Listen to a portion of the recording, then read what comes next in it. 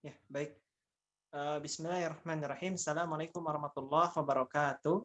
Innal hamdalillah nahmaduhu wa nasta'inuhu wa nastaghfiruh wa na'udzu billahi min shururi anfusina min sayyiati a'malina. May yahdihillahu fala mudilla lahu wa may yudlilhu fala hadiyalah. Asyhadu an la ilaha illallah wa asyhadu anna Muhammadar Rasulullah. Rabbi shrah li sadri wa yassir li amri wahlul 'uqdatam min lisani yafqahu qawli. Allahumma shalli ala Muhammad wa ala ali Muhammad kama shallaita ala Ibrahim wa ala ali Ibrahim wa barik ala Muhammad wa ala ali Muhammad kama barakta ala Ibrahim wa ala ali Ibrahim fil alamin innaka Hamidum Majid. Insyaallah pada materi yang sekarang kita akan membahas materi ke-50 yaitu awal Fathu Makkah. Prediksi saya mungkin materi 56 atau 58 mungkin ya, sekitar segitu materi akan selesai. Atau mungkin sampai ke 60. Jadi memang ini akhir-akhir materi. Mudah-mudahan teman-teman yang di sini masih semangat untuk mempelajari Sirah Nabawiyah. Terima kasih sudah bersama menunggu penyusunan. Memang saya sambil mengajar sambil nyusun, jadi memang kadang tidak terkejar sesuai jadwal. Baik, materi yang dibahas sekarang adalah materi awal Fathu Makkah. Jadi apa itu Fathu Makkah? Fathu itu artinya pembukaan Mekah. Ini merupakan cerita kisah yang puncak dari penyebab Rasulullah itu menang, karena setelah Mekah itu takluk, seluruh Jazirah Arab menyatakan masuk Islam, ya umumnya seluruh Jazirah Arab, memang tidak semua. Nanti ada nabi palsu, ada beberapa kabilah kecil seperti saat perang Hunain. Tapi intinya kalau Mekah takluk, maka ya itulah pusat Jazirah Arab, pusat agama, maka seluruh bangsa Arab akan mereka tidak bisa berbuat apa-apa selain juga bergabung dengan kaum muslimin. Nah, jadi karena ini merupakan salah satu puncak kisah dalam Sirah Nabawiyah, jadi kita harus lebih mendalam nih. Emang apa yang terjadi di saat Fathu Mekah? Nah, jadi ini situasinya adalah ketika Rasulullah sudah dalam perjanjian Hudaybiyah dengan Quraisy.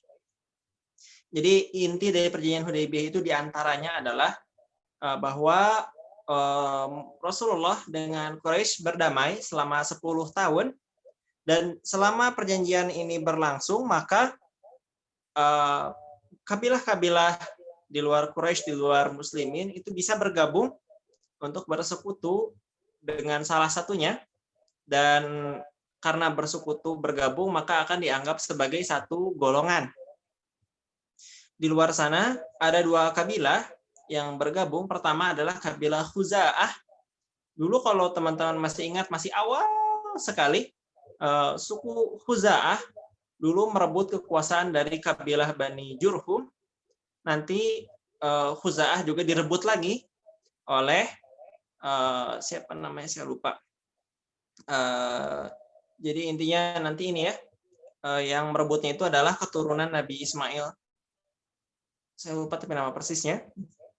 Yang dengan keturunan itu berakhirlah kekuasaan Khuza'ah digantikan oleh Quraisy sekarang, yang mana Quraisy juga memang keturunan Nabi Ismail.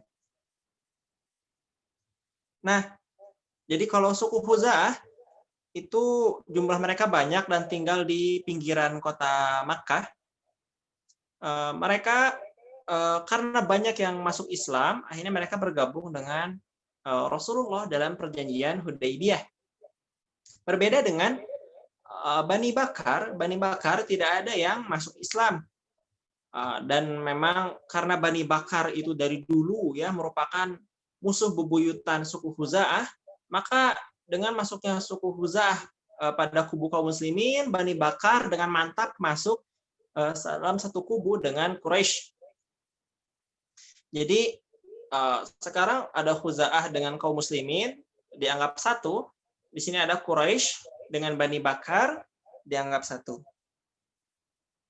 Nah, suku Khuza'ah itu merupakan tadi ya, sudah lama berperang dengan Bani Bakar, yang mana kalau berperang Bani Bakar itu hampir pasti selalu kalah daripada suku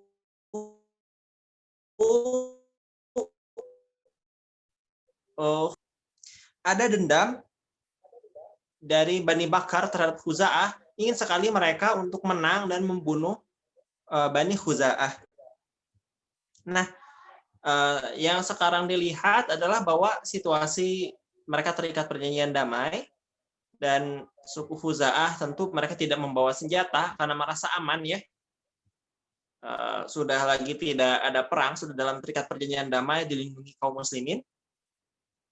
Suku Khuza'ah sedang berangkat menuju Mekah, ingin tawaf, mungkin juga ingin melanjutkan sampai umroh. Maka mereka beristirahat di luar perbatasan Mekah, namanya di tempat mata air Al-Watir. Nah, di tempat Al-Watir ini, mereka yang beristirahat, karena sebagiannya sudah masuk Islam, ada yang tahajud, ada yang mendalami Quran. Nah, suku Bani Bakar ini ingin sekali untuk menyerang tadi ya, suku Khuza'ah yang sedang ada di situ.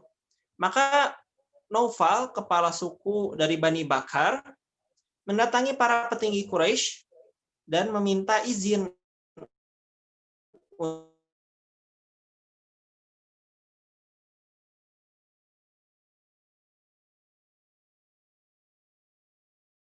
untuk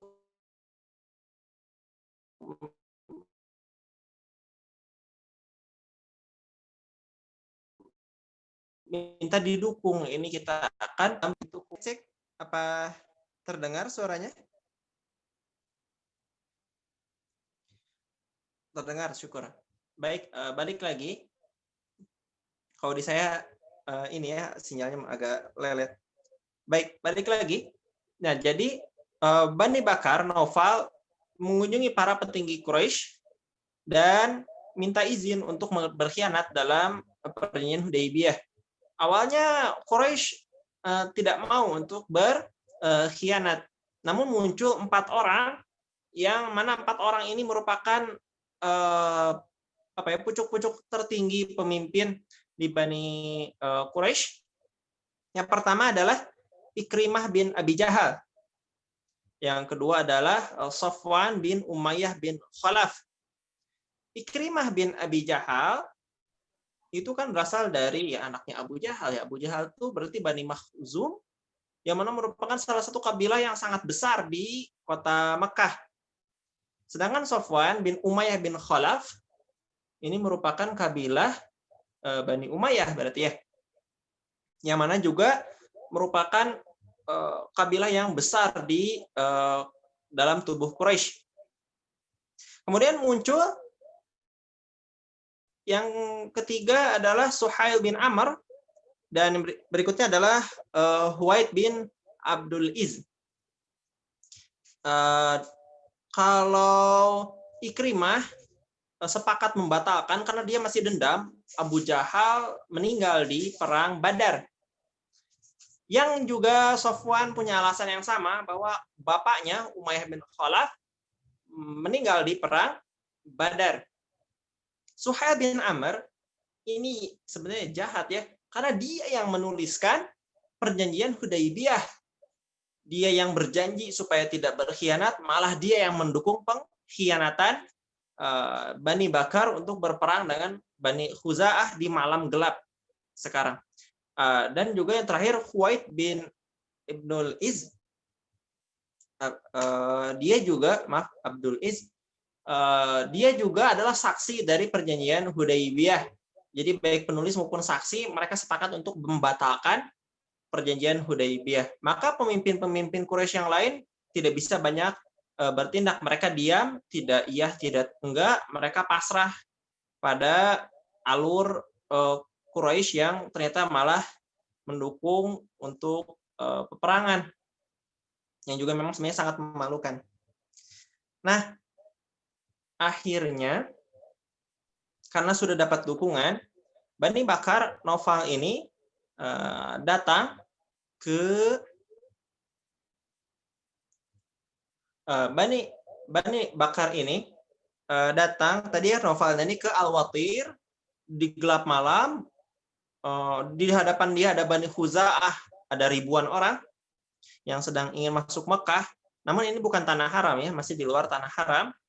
Maka dia menyerang Bani Khuza'ah. Untungnya banyak yang sholat tahajud. Maka Khuza'ah tidak terlalu lengah. Sayangnya mereka memang tidak siap untuk berperang. Akhirnya 3 orang meninggal di Al-Watir, di mata air Al-Watir. Akhirnya karena memang tidak siap berperang, mereka terpukul mundur, kabur, masuk ke tanah haram. Di sana di tanah haram ada rumah Budail, pemimpin mereka, yang ini merupakan rumah singgah kalau lagi umroh. Budail bin Warqa. Mereka datang ke rumah Budail bin Warqa meminta perlindungan dan mengingatkan Naufal, Bani Bakar jangan membunuh mereka di sini karena ini adalah tanah haram, sudah masuk kota Mekah. Namun Naufal menolak, enggak ada Tuhan dan enggak ada apa itu sekarang. Akhirnya terjadilah peperangan yang tidak imbang. Tentu saja Bani Khuza'ah meninggal, kurang lebih 20 orang meninggal di situ. Di saat tragedi pembantaian itu langsung dikirim namanya Amr bin Salim kalau tidak salah. Ya, Amr bin Salim itu dikirim ke Madinah. Kamu pergi ke Madinah, jangan berhenti sama sekali, jangan istirahat, lapor ke Rasulullah. Akhirnya dia pun berangkat. Nah, yang dikirim ini adalah dia penyair ulung, penyair tinggi, yang mana kalau penyair yang dikirim, maka tandanya pesannya serius, tandanya pesannya penting, tandanya ini bukan main-main. Saat tragedi pembantaian tadi itu Bani Bakar yang menewaskan 20 orang, akhirnya dicegat belakangan oleh Quraisy karena mumpung malam, mudah-mudahan nggak banyak yang tahu, bubar.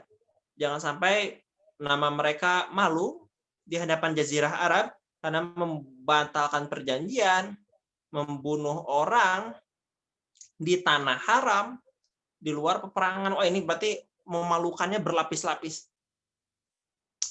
Nah, kemudian setelah membubarkan diri, tentu saja utusan Rasulullah berjalan cepat menemui Rasulullah, menceritakan kejadian yang sangat genting tadi. Maka Rasulullah pun marah, Rasulullah murka dan berkata bahwa ini Bani Khuza'ah sedang dimenangkan oleh Allah Subhanahu wa taala. Nah, di saat Rasulullah mempersiapkan jihad, orang-orang Quraisy panik. Ini apa yang akan terjadi? Di tengah mereka ada Abdullah bin Abi Sarh. Siapa Abdullah ibnu Sarh tadi? Nah, Abdullah bin Abi Sarh ini adalah mantan sahabat Rasulullah. Jadi dia dulu dikirim oleh para petinggi Quraisy khusus untuk berpura-pura masuk Islam, mencari kedudukan yang tinggi di tengah para sahabat Nabi, dan nanti memang rencananya bakal murtad. Dan benar, karena kepintarannya, kelihayannya dalam berbohong, Rasulullah percaya pada Abdullah bin Abi Sarh sampai ia mendapat kepercayaan menjadi penulis wahyu. Jadi wahyu yang ditulis, wahyu yang diturunkan, itu ditulis, dipercayakan di antara para sahabat kepada orang tadi, Abdullah bin Abi Sarh ini. Dan setelah tinggal lama, ia mantap, sudah mendapatkan posisi tinggi di mata para sahabat, ia pergi ke Mekah mendeklarasikan murtadnya. Ini menggoncangkan iman para sahabat, khususnya yang baru masuk Islam. Loh, ternyata ada yang murtad gitu kan. Padahal sudah tinggi derajatnya di mata para sahabat.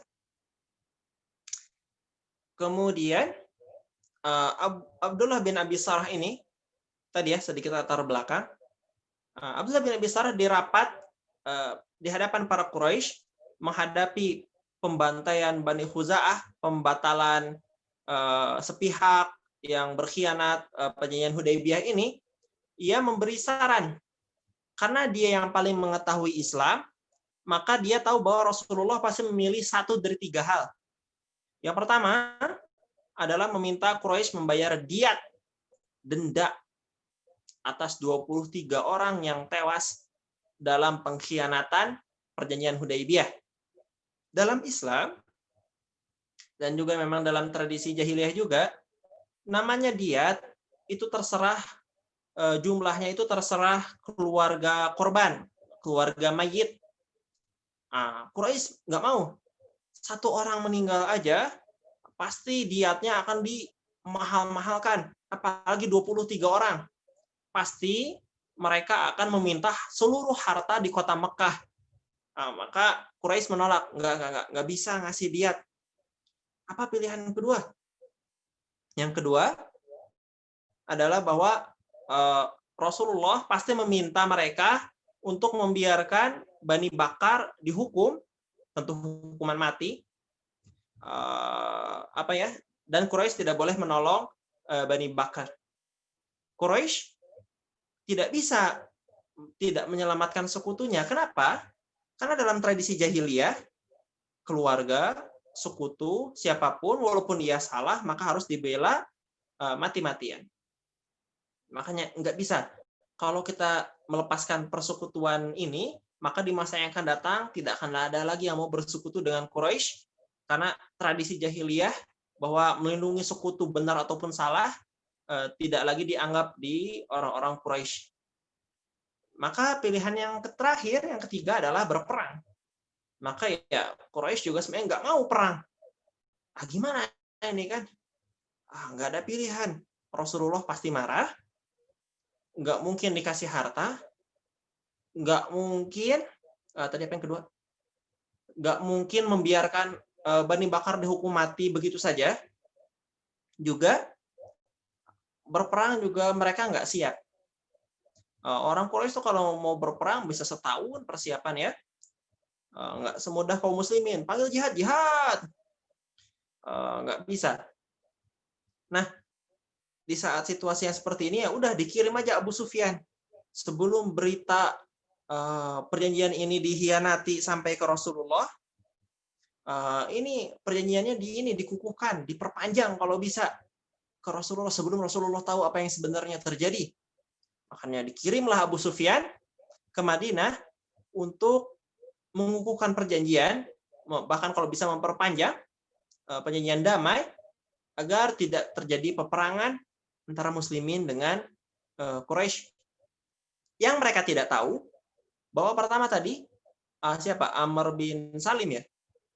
Amr bin Salim itu sudah sampai ke Rasulullah menceritakan pengkhianatan Quraisy dan muslimin sedang mempersiapkan bekal untuk berjihad. Yang berikutnya bahwa utusan-utusan Khuza'ah yang lainnya juga sudah datang. Di antaranya adalah Budail bin Warqa sendiri sudah pergi ke Rasulullah mengemis-ngemis untuk berperang melawan Bani Bakar dan juga Quraisy yang melindungi Bani Bakar. Akhirnya Abu Sufyan datang saat tiba di jalan di tengah di Asfan mendekati mulai Madinah, ia malah bertemu dengan Budail Abu Sufyan. Abu Sufyan kaget, lah ini kayaknya Rasulullah udah dikasih tahu. Akhirnya dia iseng-iseng nanya ke Budail, Budail, dari mana gitu kan? Apa dari Madinah? Enggak. Bohong. Punya ini enggak kurma Madinah kalau cuman habis jalan-jalan dari sekitar sini gitu kan? Biasanya kalau orang pergi ke Madinah itu ya apa yang mau dilakukan kalau bukan belanja kurma, karena Madinah memang kota ini ya, kota produsen kurma. Kamu kayaknya emang dari Madinah. Ini Punya kurma nggak? Enggak. Dan emang kelihatan nggak bawa kantung-kantung kurma. Akhirnya saat Budail pergi dan rombongannya, Abu Sufyan melihat ke kotoran untanya, bahwa di kotoran unta Budail itu banyak biji kurma. Nah, ini berarti kalau untanya beneran makan biji kurma, ini pasti dari Madinah. Tapi kalau Budail nggak bawa kantung kurma, pasti dia sedang terburu-buru. Namanya orang terburu-buru nggak sempat belanja makanan, nggak sempat makan kurma. Pasti ini dia sedang baru memberitahukan Rasulullah tentang pengkhianatan Bani Bakar membantai Khuza'ah, ya kabilahnya sendiri tadi ya, Budail. Nah akhirnya Abu Sufyan yang udah tegang datang ke Madinah nyari ini akal gimana caranya supaya bisa mendapatkan kemudahan buat Rasulullah supaya berdamai aja. Ini dia milih datang aja ke putrinya dulu. Putrinya itu istri Rasulullah.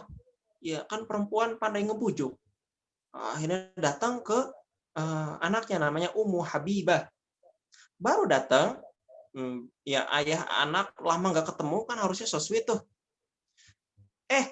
Malah anaknya nggak mau ngasih tikar ke bapaknya. Kasih. Katanya ini tikar Rasulullah yang tadi terhampar malah digulung. Intinya orang kafir itu najis. Jadi memang bapaknya sendiri dia bilang najis sama anaknya. Wah, Abu Sufyan marah. Dan sekaligus juga dia putus asa, nggak mungkin Abu Habibah mau ngehasut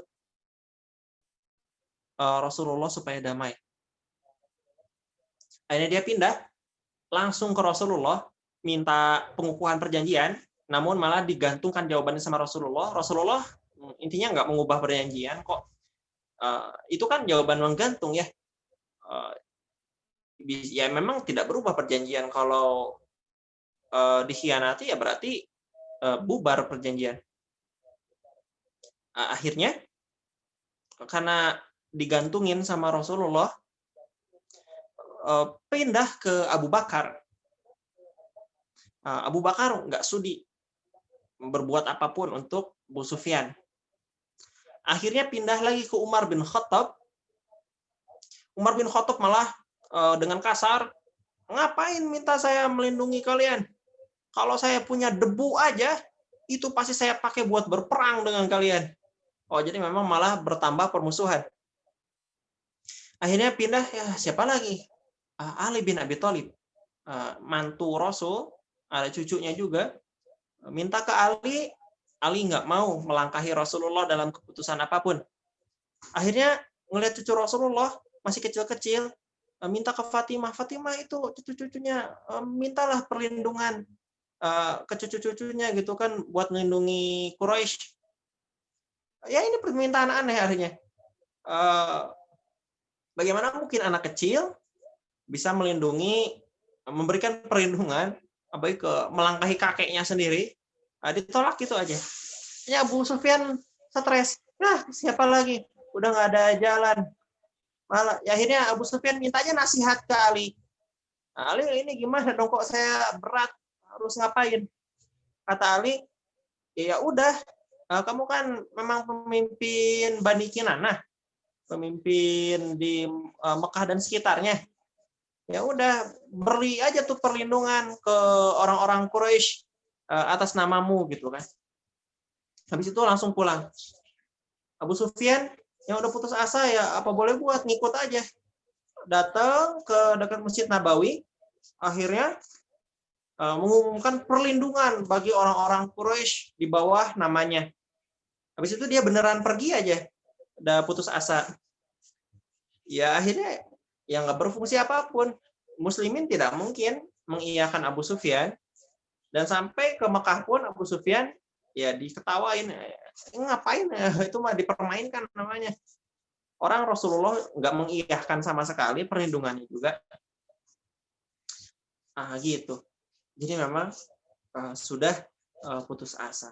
Di sini Rasulullah memang melakukan kebijakan yang namanya sebelum berperang Fathu Mekah, ini harus rahasia.